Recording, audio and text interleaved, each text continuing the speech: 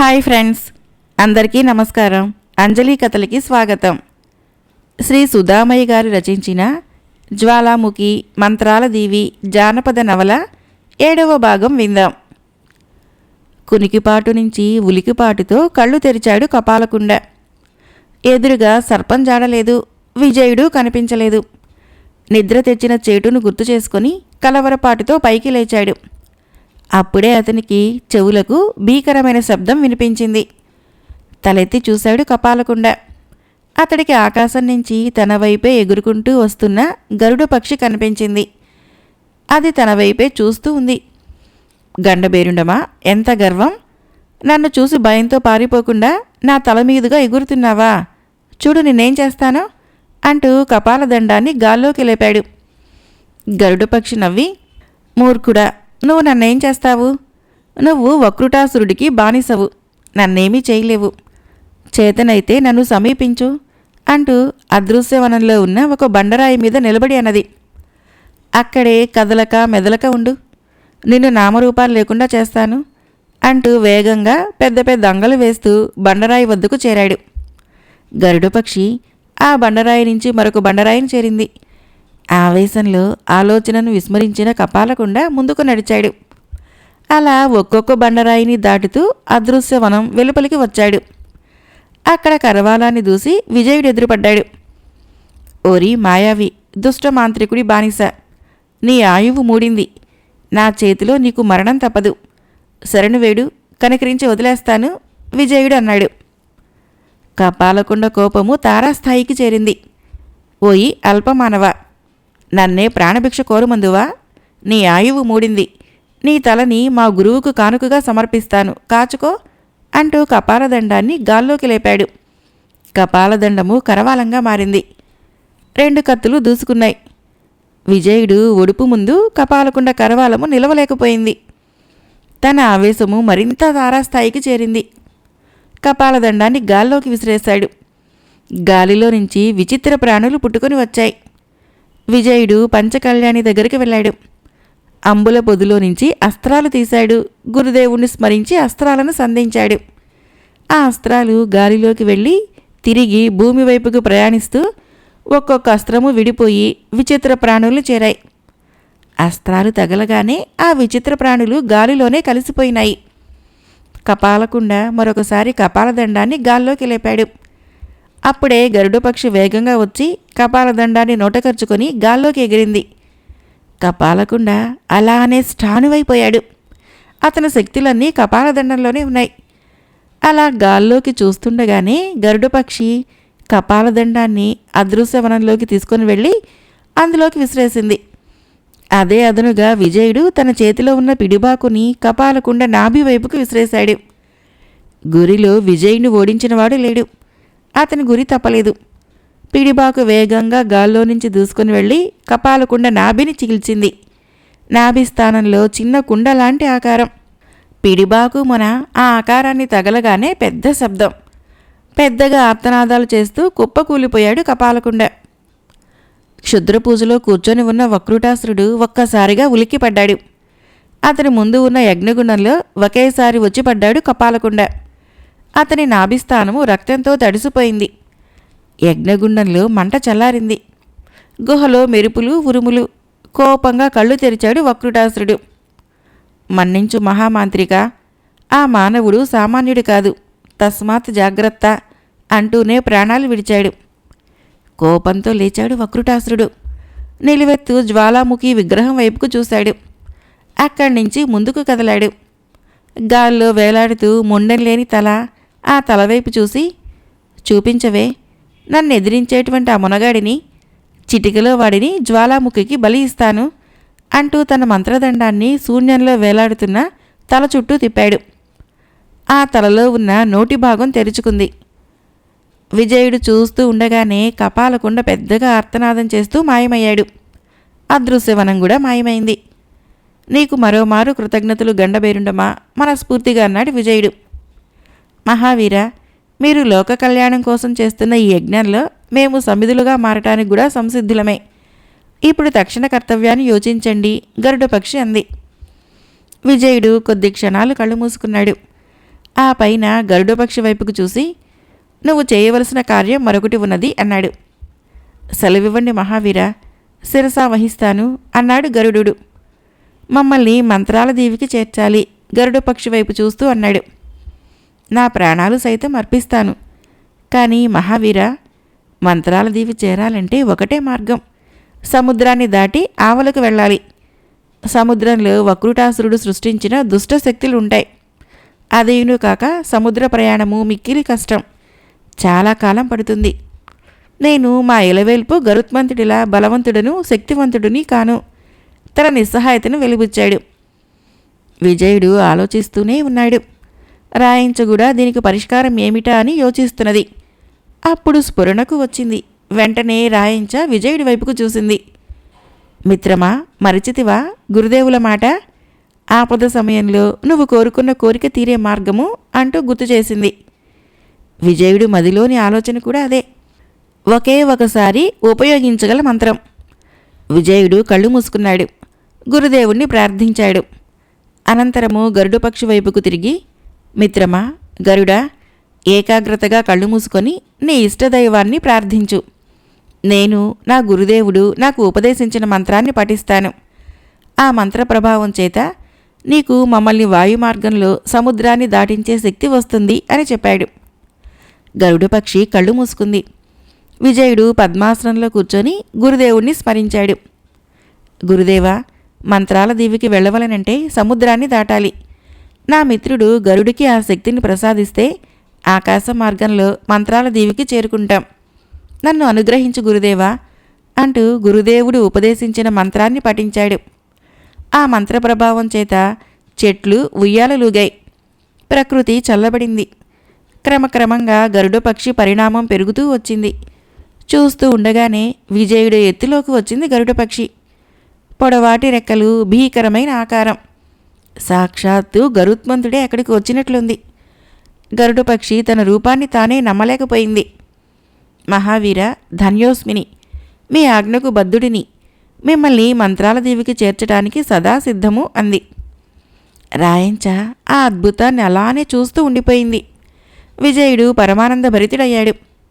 పంచకళ్యాణి వైపుకు తిరిగి, పంచకళ్యాణి, నువ్వు మన రాజ్యానికి తిరిగి వెళ్ళు. మాంత్రికుడిని సంహరించి జ్వాలాముఖీదేవి అనుగ్రహంతో తిరిగి వస్తాను. నేను కుశలమే అని మహాపురివాసులకు తెలియచెయ్యి. ఈ గరుడమిత్రుడు నా వెంటే ఉంటాడు అని చెప్పాడు. వెళ్ళు వెళ్ళు పంచకళ్యాణి మిత్రమా, వెళ్ళేటప్పుడు కోసల రాజ్యానికి వెళ్ళటం మర్చిపోకు. మన విజయుడు కుశలమని యువరానికి తెలియచెయ్యి అని యువరాజు విజయుడు తన కంఠంలో ఉన్న హారాన్ని పంచకళ్యాణికి ఇచ్చాడు. ఇది యువరాజు విజయుల వారి కానుక అని యువరాణి సహస్రదశని వారికి చెప్పడం మర్చిపోకు. విజయుడి వైపు చూసి చెప్పింది. పంచకళ్యాణి నిలువుగా తలాడించింది. సమయము ఆసన్నమైంది.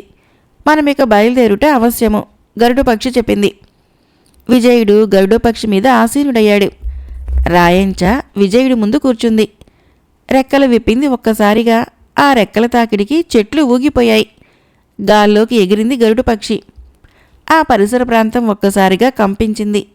ప్రకృతి ఈ అద్భుత దృశ్యం చూసి మురిసిపోయింది. సముద్రం మీదుగా ఎగురుతూ ఉంది గరుడపక్షి. ఒక్కసారిగా ఆ దృశ్యం చూసిన మాంత్రికుడు వక్రుటాసురుడు కోపంతో ఊగిపోయాడు. పురాణాల్లో మహావిష్ణువు మాత్రమే గరుత్మంతుడిని వాహనంగా చేసుకొని ఉన్నాడని విన్నాడు. ఇప్పుడు తన కళ్ళను తానే నమ్మలేకపోయాడు. తనను అంతమొందించే మునగాడు రావటమా? అసంభవం. తన మంత్రదండాన్ని గాల్లోకి లేపాడు. సముద్రాక్షి, మన శత్రువు సముద్రం మీదుగా వస్తున్నాడు. వాణ్ణి, వాడితో పాటు ఉన్న వాటిని చంపి నీ ఆకలి తీర్చుకో, వెళ్ళు అంటూ శాసించాడు. ఒక్కసారిగా సముద్రంలో అలజడి. మాంత్రికుడి మాయా సృష్టి. మంత్రాల దీవికి రాకుండా సముద్రంలో కాపలా పెట్టిన సముద్రాక్షి భీకరాకారంతో సముద్రాన్ని చీల్చుకొని బయటికి వచ్చింది. విచిత్రమైన ఆకారం, నీటితో తయారైన దేహము, పొడవాటి చేతులు, వికృతమైన రూపం. సముద్ర గర్భం నుంచి పైకి వచ్చింది. సముద్రాక్షి అలా వస్తూ ఉన్నప్పుడు నీళ్లు సుడులు తిరిగాయి. సముద్రంలో అల్లకల్లోలం. సముద్ర జీవులు భయంతో భీతిల్లాయి. ఒక్కసారిగా సముద్రాక్షి క్రమక్రమంగా పైకి పెరుగుతోంది. అది గమనించిన రాయంచ యువరాజును హెచ్చరించింది. యువరాజు విజయుడు ప్రమాదాన్ని పసికట్టాడు. ఆ ప్రమాదాన్ని ఎలా ఎదుర్కోవాలా అని యోచిస్తున్నాడు. సముద్రుడు దయాసాగరుడు. నీటితో వికృత రూపంతో ఆకాశాన్ని తాకేలా పెరిగిపోతున్న ఈ శక్తిని ఎలా ఎదుర్కోవాలో సముద్రుడినే అడగాలి. విజయుడు తల వంచి సముద్రుడి వైపు చూశాడు. సముద్రుడికి 2 చేతులు జోడించి నమస్కరించాడు. దయాసాగర, సముద్రుడా, నేను సుధర్ముల వారి శిష్యుణ్ణి, మహాపురి యువరాజు విజయుడిని. నేను లోక కళ్యాణార్థము వక్రుటాసుడిని సంహరించటానికి కార్యార్థినై బయలుదేరాను. నీలో ఎన్నో సముద్ర ప్రాణులు బ్రతుకుతున్నాయి. కానీ ఒక విచిత్రమైన వికృత ప్రాణి మా ప్రాణాలు తీయటానికి కోరలు చేస్తున్నది. తరుణోపాయం సూచించి మమ్మల్ని కర్తవ్యం వైపు నడిపించు సాగరా, నీకిదే మా ప్రణామము. కొద్ది క్షణాలు సముద్రం ఒక్కసారిగా పొంగి పొర్లింది. అల్లకల్లోలమైంది. సముద్రుడు సముద్ర గర్భంలో నుంచి బయటికి వచ్చాడు. విజయుడు జలవర్ణంతో మెరిసిపోతున్న సముద్రుడికి నమస్కరించాడు. గరుడ పక్షి సముద్రుడికి మనసులోనే నమస్కరించి గాలిలో అలానే నిలబడిపోయింది. నాయనా విజయుడా, నిన్ను అంతం చేయవలనని సంకల్పించిన వికృత ప్రాణి పేరు సముద్రాక్షి. దుష్ట మాంత్రికుడు వక్రుటాసురుడు నాలో ఒక భాగాన్ని దిగ్బంధించి తన మంత్రశక్తితో బంధించి సముద్ర భాగాన్ని సముద్రాక్షిగా సృష్టించి దానికి కొన్ని శక్తులను ఇచ్చాడు. సముద్ర మార్గంలో మంత్రాల దీవిని ఎవరు చేరాలన్నా ప్రయత్నించినా సముద్రాక్షి తన శరీరాన్ని ఆకాశం వరకు విస్తరించి చంపగలదు. నాలోని సముద్ర జలంతోనే సృష్టించబడిన సముద్రాక్షిని మట్టు పెట్టగల శక్తి నా దగ్గర లేదు. సముద్రుడు విజయుడితో చెప్పాడు. నువ్వు తలచినంత సమస్త భూమండలమే అంతరించిపోతుంది. ప్రకృతి అతలాకుతలమైతుంది. సమస్త సృష్టి జీవనాధారము నువ్వే. అలాంటి సాగరుడు విజయుడి మాటల్ని మధ్యలోనే అందుకొని, క్షుద్ర మాయలను ఛేదించాలంటే ఒక మార్గం ఉన్నది. నేరుగా నేను కాకుండా నా మరో రూపమైన మేఘంతో నీ ఖడ్గాన్ని అభిషేకించు. అప్పుడు నీ ఖడ్గము జలఖడ్గంగా మారుతుంది. జలఖడ్గాన్ని ప్రయోగించి సముద్రాక్షిని సంహరించు. సముద్ర జలమే మేఘమైతుంది. అది నా ప్రతిరూపమే. మేఘాన్ని కరిగి వర్షించి సముద్రంలో కలుస్తున్నది, సముద్రుడు చెప్పాడు. విజయుడు 2 చేతులు జోడించి, ధన్యోస్మి సాగరా, కర్తవ్యాన్ని బోధించారు అని ఆకాశం వైపు చూశాడు. అప్పటికే సముద్రాక్షి చేతులు పైకి పొడుచుకుని వస్తున్నాయి. క్రమక్రమంగా రూపం పెరిగిపోతుంది. రాయంచ క్షణం కూడా ఆలస్యం చేయలేదు. ఆకాశంలో తారట్లాడుతున్న మేఘాల్ని చూసింది. వెంటనే ఒక మేఘాన్ని చేరింది. మేఘమా, నీకు రాయించ చిలుక ప్రణామాలు అంది. మేఘము రాయించ చిలుక వైపుకు చూసి, ఎప్పుడో వర్షమై భూమి మీద చినుకై కురిసే మా ఆయువు అల్పమే, మాకు నమస్కరిస్తున్నావా అని అడిగింది. మీ రూపాలు మాత్రమే మారతాయి మేఘమా. ప్రజల దాహార్తి తీర్చే దయ కలిగిన మేఘాలు. మీకోసము అనంత ప్రజాకోటి ఎదురు చూస్తుంటుంది.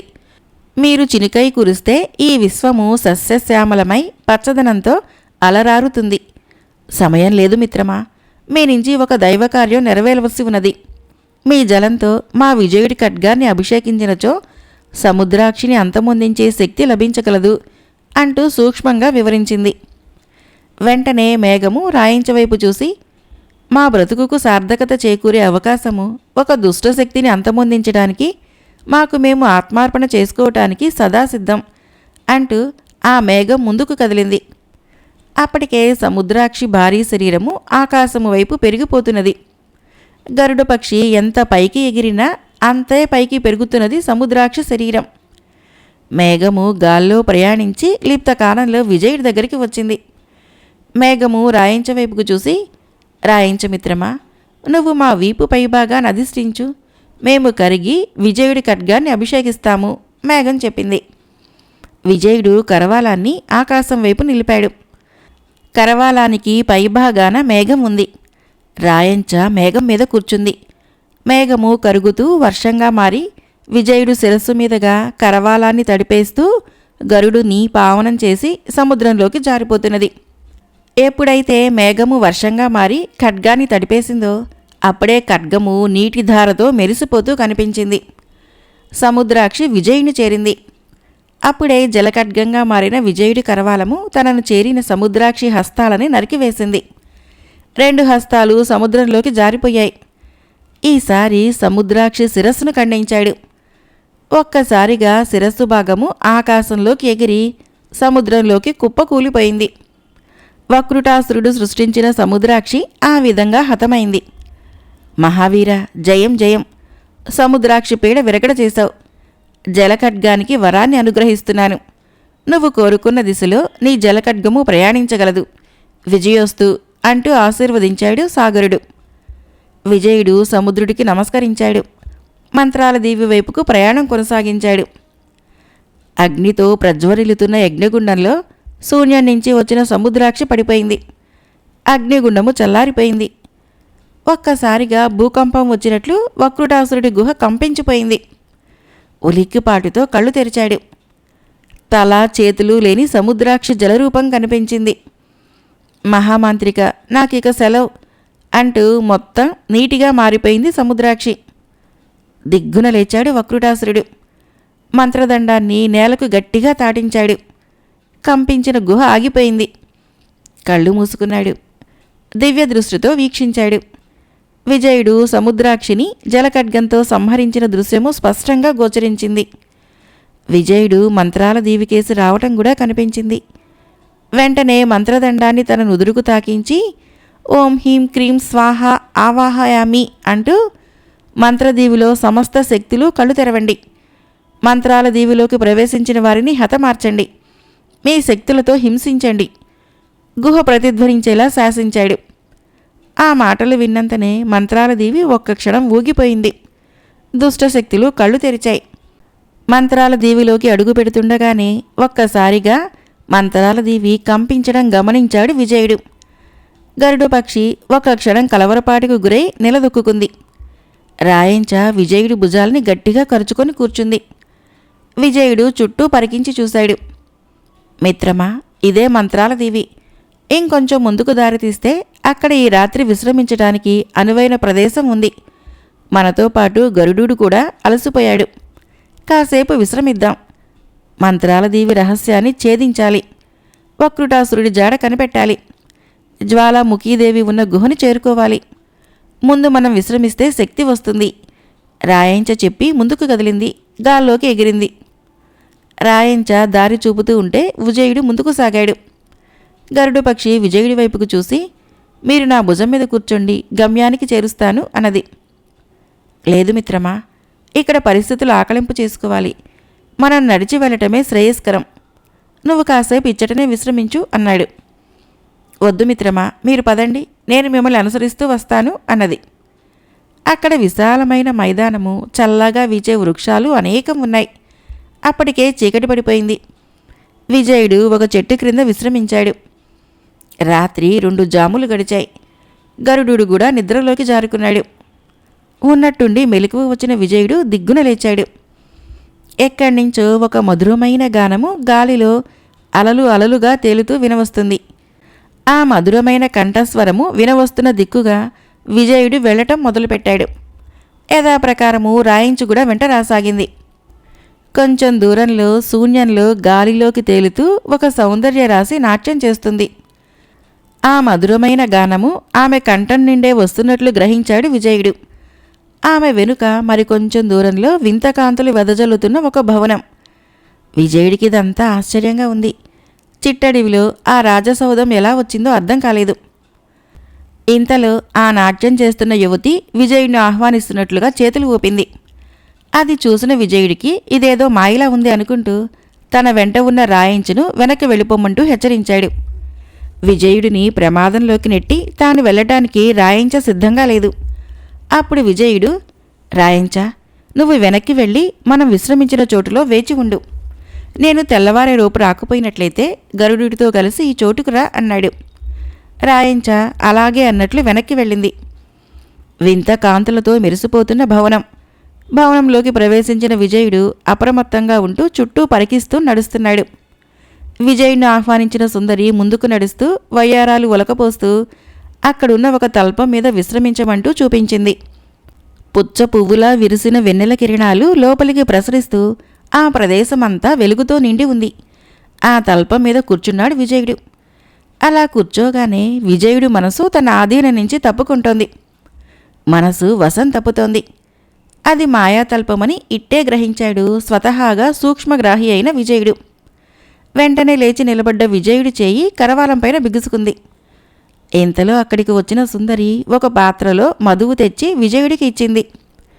విజయుడు ఆ మధువును స్వీకరించాడు. అతని గొంతులోకి మధువు వెళ్ళిపోయింది. శరీరము తూలుతున్నట్లు అనిపించింది. కళ్ళు మూతలు పడుతున్నాయి. మతి పోగుడుతున్న వయ్యారి సుందరి, నువ్వెవరువు? నన్ను చేరవచ్చి నా చిత్తమును చిత్తు చేసి నీ వశం చేసుకున్నావు. ఆ సుందరి వైపు చూసి మత్తుగా అన్నాడు. నిన్ను చేరవచ్చిన నీ అందాల సుందరిని, నీకోసమే తనువును నీ ముందు పరిచిన నీ దానిని. రా, నన్ను స్వీకరించు, నాలో కరిగి స్వర్గ సుఖాలు అనుభవించు.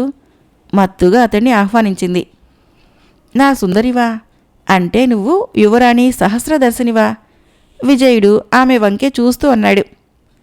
ఆ అందాల సుందరి ఆ మాటలతో వెనక్కి తిరిగి మరలా ముందుకు తిరిగి, చూడు చూడు మహావీరా, నేనే నీ సహస్రదర్శినిని అంది సహస్రదర్శినిలా మారిపోయి. నా సహస్రదర్శిని, భలే భలే, నా కోసము కోసల నుంచి వచ్చావా సుకుమారి? ప్రయాణ బడలిక అలసటగా ఉన్నాయి.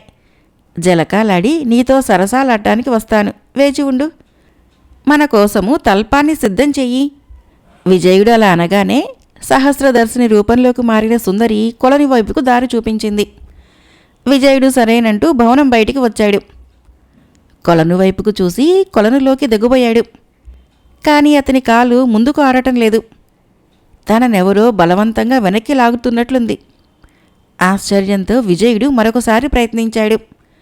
ఈసారి కూడా కాళ్ళు ముందుకు కదలటం లేదు. ఏదో అనుమానము విజయుడిని చుట్టుముట్టింది. తన వరలో కరవాలం పక్కన పెట్టి కొలనులోకి అడుగు పెట్టబోయాడు. అప్పుడు అడుగు ముందుకు పడింది. వెంటనే ఆ ప్రయత్నాన్ని విరమించుకొని వరలో ఖడ్గాన్ని మనసులోనే ప్రార్థించాడు. మరుక్షణము జలఖడ్గంలో నుంచి వర్షము చినుకుల్లాగా మారి గాల్లోకి వెళ్ళి విజయుడు తల మీదుగా నేల మీదకి రాలాయి. అలా మారిన జలము కొలనులోకి వెళ్ళింది. అప్పుడు ఒక విచిత్రమైన సంఘటన జరిగింది. కొలనులోకి ఎప్పుడైతే జలఖడ్గంలోని నీరు వెళ్ళిందో కొలనులోని నీటి రంగు మారింది. కొలనులో చిన్న కలవరం. ఆ కొలనులో నుంచి ఒక బంగారు వర్ణంలోని చేప పైకి వచ్చింది. ఫ్రెండ్స్, ఈ జానపద నవల యొక్క చివరి భాగము రేపు విందాం. నా కథలు నచ్చినట్లయితే మన ఛానల్ని తప్పకుండా సబ్స్క్రైబ్ చేయండి, లైక్ చేయండి, షేర్ చేయండి, కామెంట్ చేయండి. Thank you.